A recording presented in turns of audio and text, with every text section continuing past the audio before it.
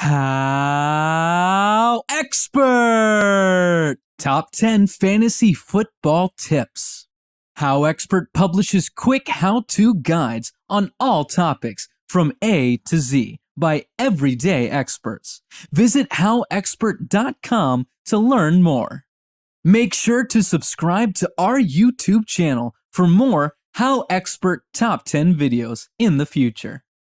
Moving on, let's talk about the HowExpert Top 10 Fantasy Football Tips. Number 10. Don't get bogged down by bye weeks. While it's not ideal for half of your team to have a Week 8 bye, just remember, it's only 1 week. A large part of your role as team manager will be finding an assortment of different players on the waiver wire to fill in gaps due to injuries and underperforming players throughout the season. While bye weeks are definitely something to have in the back of your mind, don't let them deter you from picking a great value player, because your team may look a lot different anyway as bye weeks approach. Number 9. Be cautious with rookies.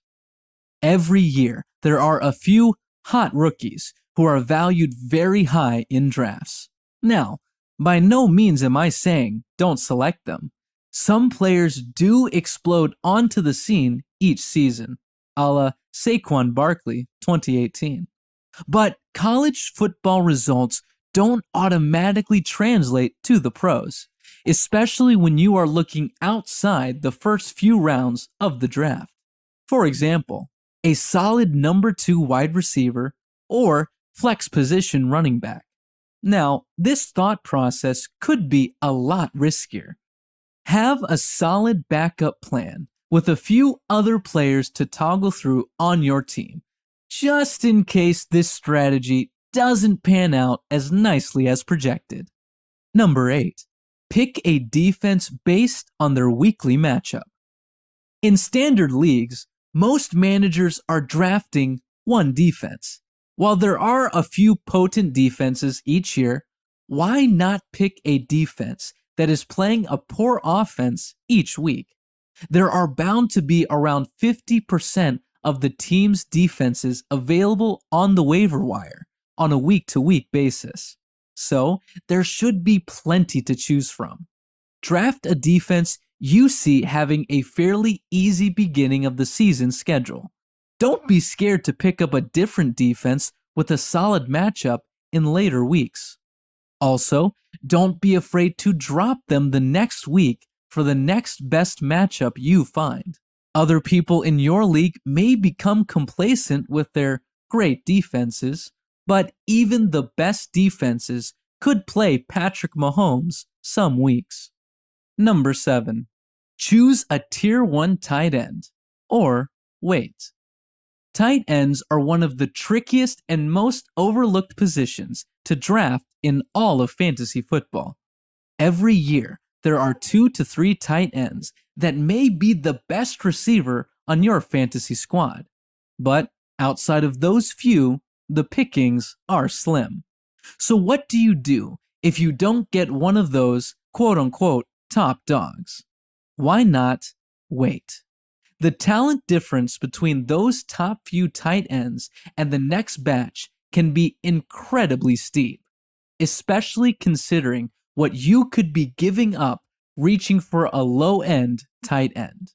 But the difference between the players within the next batch is generally much smaller. The goal with any fantasy team is to have the best balance of positions/players possible. So, it's important to strive for that stability. Number 6. Think about the intra-team competition. What if you already have a top wide receiver from a specific team, but now the number 2 wide receiver of that same team falls into your lap? Even if that receiver is a great selection, do you see both receivers having great fantasy days regularly? Does 10 catches, 100 yards, and a touchdown seem feasible for 2 wide receivers sharing throws from the same quarterback each week? There are definitely some exceptions to this, but overall, it may be wiser to trend towards two players at the same position on different teams. A similar thought process can also apply for choosing running backs. A lot of people flock to the most electrifying runners, but what if they are sharing the field in a committee? This means they aren't on the field as often. If a running back is on a team with no other competition and gets 25 to 30 touches a game, their odds for getting you more points are higher. Number 5. Wait on drafting a quarterback. I know. There are always those quarterbacks in the early rounds who had MVP type stats the year before and are impossible to pass up. Instead, why not try to shoot for a quarterback with the best value? Running backs are few and far between, and even though quarterbacks produce more points, running backs are generally selected earlier in leagues due to their scarcity and quantity needed on your starting roster. The difference between the number 3 ranked quarterback and the number 10 ranked one is minuscule compared to those same rankings for running backs. So, if a quarterback slated to go in the 5th round of the draft falls a round or two, that's a solid value pick. But if you reach for a big name quarterback too early, you may be hurting the other open spots on your team. Number 4. Go after players who are targeted a bunch. Drafting a wide receiver who scored 10 plus touchdowns last year sounds amazing, right? But is that number sustainable this year if he did it with only 70 catches?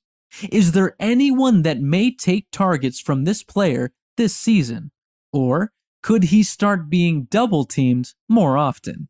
Obviously, we all want players that score us loads of touchdowns. But some of the best fantasy players are the ones that their quarterbacks look to on a regular basis. These players get consistent opportunities to get the ball in their hands and increase their stats. In points per reception leagues, this is even more crucial and can be a true game changer. And this isn't just a tip for wide receivers. If a running back catches a lot of passes out of the backfield, that player's worth may be significantly greater compared to his counterparts. Number 3.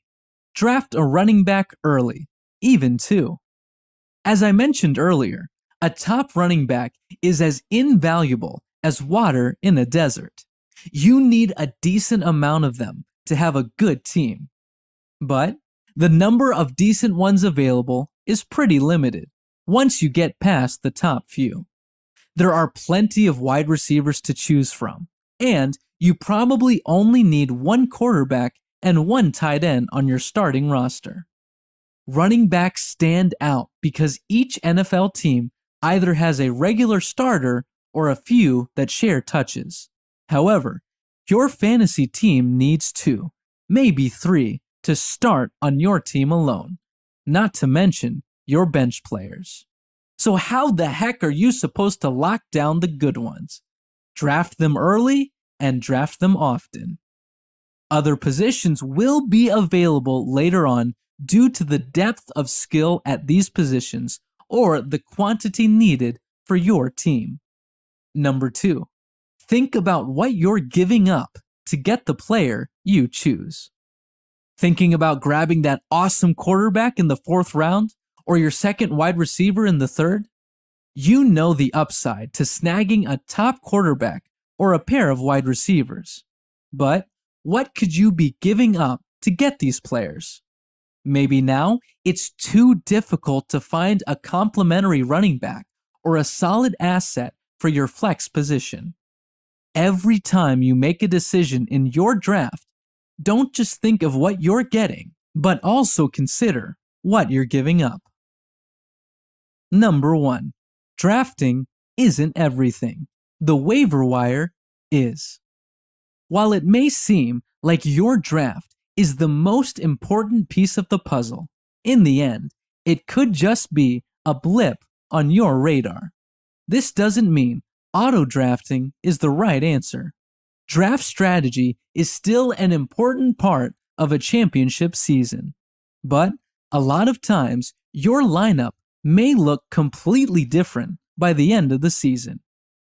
And you may have players you never expected carrying your roster to victory. The most important thing is to actively manage your team week to week to ensure you are giving yourself the best chance to win.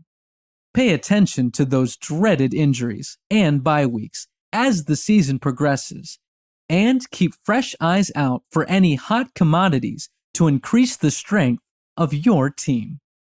All it takes is a few bad games in a row to start second-guessing that stud running back you picked early in the draft to prevent you from securing those bragging rights over your friends come December. Don't get stuck on a player just because they were rated high at the beginning of the season. Fantasy football is a roller coaster ride. That's the beauty and the beast of this beloved game. If you liked our video, be sure to click like and subscribe for more HowExpert Top 10 videos for all topics from A to Z in the future. Also, let us know what other topics that you want us to do a HowExpert Top 10 video in the future in the comments below. Thank you, have an amazing day, and take care. HowExpert publishes quick how-to guides on all topics from A to Z by everyday experts. Visit howexpert.com to learn more.